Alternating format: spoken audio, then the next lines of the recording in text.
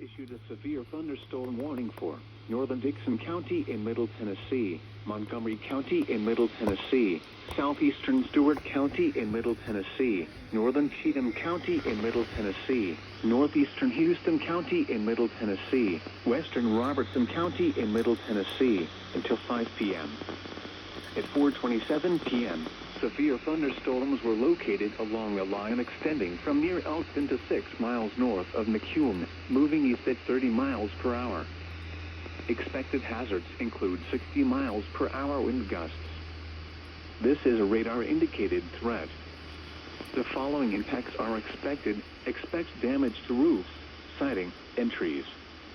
Locations impacted include Springfield, Ashland City, Erin, Clarksville, Coopertown, Guthrie, Tennessee Ridge, Pleasant View, Adams, Van Leer, Cedar Hill, Cumberland City, Sladen, Cheatham Dam, Palmyra, Woodlawn, and Cunningham. This includes Interstate 24 between mile markers 1 and 28. Repeating, a severe thunderstorm warning has been issued until 5 p.m. for the following counties in Tennessee: Montgomery and Stewart,